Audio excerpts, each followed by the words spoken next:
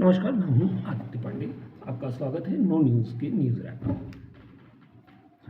आज बात ईरान से न शुरू करते हुए हम अमेरिका से शुरू करते हैं, जहाँ पर मादुरो ने, वेनेजुएला के जो राष्ट्रपति थे, उन्होंने एक बयान में ये कहा है कि हमें बराक हुसैन ओबामा ने अमेरिकी चुनावों में गड़बड़ करने के लिए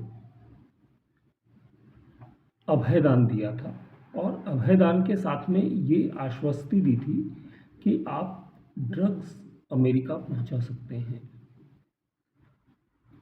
बयान सीधा ऐसा नहीं है, लेकिन उसका जो अर्थ है वो यही है कि ओबामा ने बहुत सारे गिफ्ट्स और इस तरह की चीज़ों के बदले में मादुरो को ये कहा कि आपको हम सत्ता में बने रहने में मदद करेंगे, लेकिन आपको इसके बदले में अमेरिकी राष्ट्रपति चुनावों में जो वोटिंग मशीन आप पहुंचाएंगे वो गड़बड़ करनी है और उसको रिगिंग करनी है। सीधा सा हिसाब था कि आपको अमेरिकी राष्ट्रपति चुनाव की रिगिंग करनी है। दरअसल वेनेजुएला की जो दो कंपनी है, स्मार्टमेटिक और डोमिनियन, ये सॉफ्टवेयर और वोटिंग मशीन दोनों बनाती हैं और ओबामा का जो कहना था वो यही था कि ये दोनों जो मशीनें पहुंचाएं, इन्हें रिग करने के लिए, आप रिगिंग करने के लिए इनकी आप व्यवस्था बनाएंगे और इसके बदले में जो ओबामा ने उन्हें फ्री हैंड दिया था वो ये था कि जो मादुरो का ड्रग कार्टेल है वो अमेरिका में ड्रग ला सकता है। अब ये जो आरोप है इसकी गंभीरता यदि आप देखें तो लगता है कि डेमोक्रेट्स मतलब किस हद तक जा सकते थे।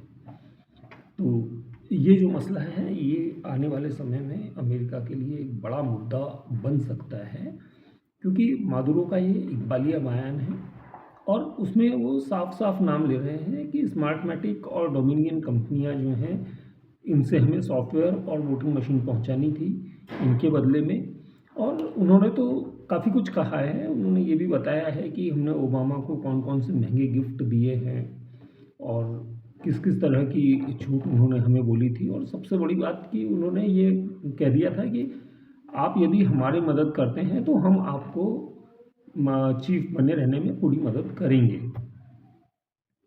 तो आने वाले समय में ये मुद्दा अमेरिका में तूल पकड़ने वाला है, मान कर चलिए। अब थोड़ी सी बात कर लेते हैं ईरान की।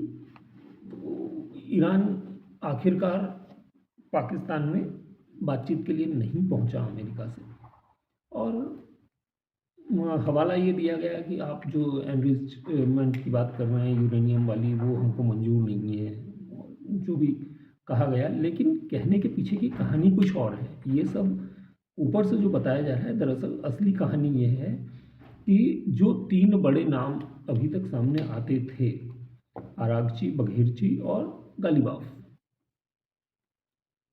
बताया यह जा रहा है कि आईआरजीसी ने इन तीनों को भी कैद कर लिया है। अब समझिए कि ये जो बात है वो कहाँ तक चली गई है। जब भारत के जहाज़ों पर गोलियां चली थी तब भी यही बात सामने आई थी कि नेतृत्व का निर्णय कुछ और था, लेकिन आईआरजीसी अपनी तरफ से कुछ कर रहा था, यानी वो नेतृत्व का कहना नहीं मान रहा था। और अब ऐसी खबरें भी छनकर आ रही हैं कि तीनों जो मुखिया थे, जो अमेरिका से बातचीत कर रहे थे, वो तीनों अब आईआरजीसी की कैद में है। हालांकि अभी इन बातों की पुष्टि नहीं हुई है, पर ऐसा बताया जा रहा है और ये कॉन्फ्लिक्ट तो चला ही आ रहा है इनके बीच में। तो अब मसला यहाँ पर आकर टिक गया है कि ईरान का कहना है कि हमें अमेरिका की शर्तें मंजूर नहीं हैं, लेकिन ईरान में कौन बोल रहा है, अब सवाल यहाँ से शुरू हो रहा है। ट्रंप साहब ने शहबाज शरीफ और मुनीर की बात मान ली है, ऐसा उन्होंने लिखा है सोशल मीडिया पे कि हम कुछ दिन और आक्रमण नहीं करेंगे ईरान पर, जैसा कि पाकिस्तान के प्रधानमंत्री ने हमसे रिक्वेस्ट की, तो हमने तय किया है कि हम कुछ दिन और हमले नहीं करेंगे।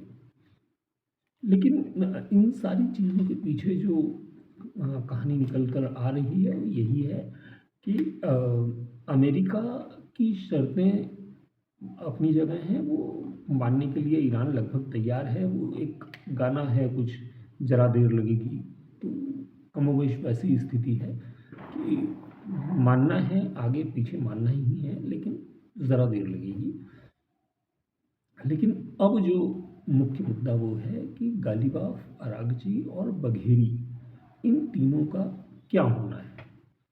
और इस बीच में पता चला है कि जो अली ख़ोमेनी हैं, उनके अंतिम संस्कार को लेके भी जो इज़राइल बार-बार तंज कस रहा है, तो उसके लिए भी तैयारियां शुरू कर दी गई हैं। तो माना जा सकता है कि अगले कुछ दिनों में अली ख़ोमेनी के जो अंतिम संस्कार का कार्यक्रम है, वो भी सामने आ सकता है। तो करते रहेंगे और भी मुद्दों पर बात। नमस्ते।